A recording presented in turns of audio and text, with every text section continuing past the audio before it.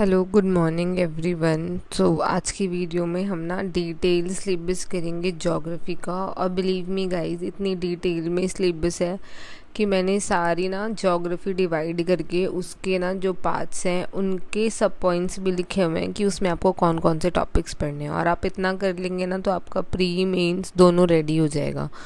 तो उस टॉपिक के अकॉर्डिंग आप वो चीज़ें कर सकते हैं।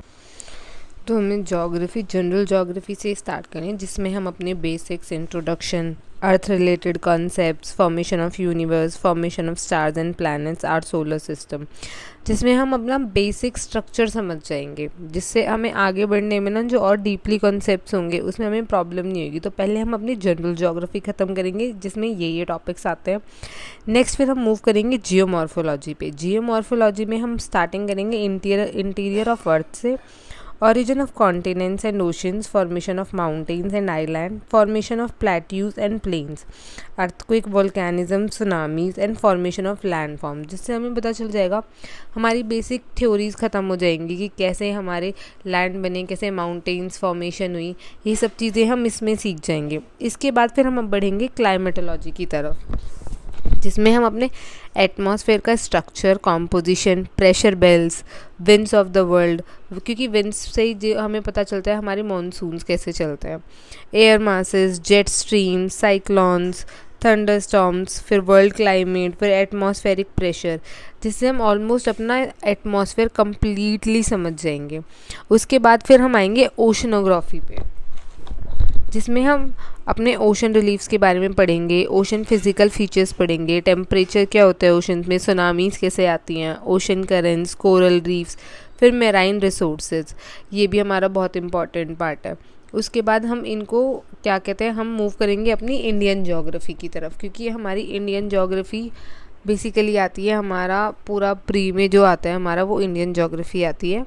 वर्ल्ड से इतना नहीं आता है क्वेश्चन, लेकिन फिर भी अगर कोई चीज़ न्यूज़ में है जैसे कोरल रीफ्स वगैरह, ये सब चीज़ें आती हैं।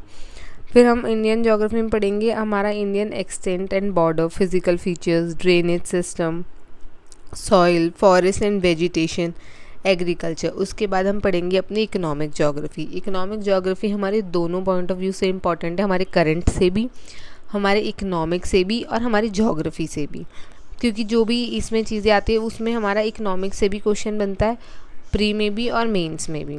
फिर हम आएंगे industrial type location, minerals, energy resources, water resources, transport, communication और ह्यूमन सेटलमेंट। इस तरीके से 6 पार्ट्स में ये फर्दर सब टॉपिक्स में डिवाइड करी गई है। और इतनी ज्योग्राफी सफिशेंट है आपके प्री प्लस मेंस दोनों के लिए। अगर आप ये टॉपिक्स कवर कर लेंगे तो इनसे फर्दर कुछ पढ़ने की ज़रूरत नहीं है। एंड बिलीव मी गाइज, ये इस तरीके से डिवाइडेड है कि आपको फिर एक एक पार्ट समझ में आता चला जाएगा अगर आप इसी ऑर्डर में पढ़ेंगे तो। और फर्दर हाँ, हम नोट्स भी आगे करेंगे। पहले मैं सारे टॉपिक्स, हिस्ट्री, पॉलिटिकल साइंस, ये सबको ऐसे ही सब टॉपिक्स में डिवाइड कर दूं ताकि हर चीज़ें समझ में आ जाए और हमें सिलेबस कैसे कवर करना है।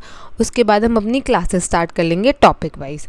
तो ये जो पूरी 1 ईयर की जर्नी है अच्छे से विद नोट्स, और उसके बाद क्या कहते हैं हम क्लासेस में कैसे समझना है और करंट अफेयर्स को कैसे किस टॉपिक के साथ अटैच करना है, हम ऐसे लेके चलेंगे। 1 ईयर की जर्नी में हम ऐसे चलेंगे कि हमारा सिलेक्शन श्योर एंड शॉर्ट हो जाए।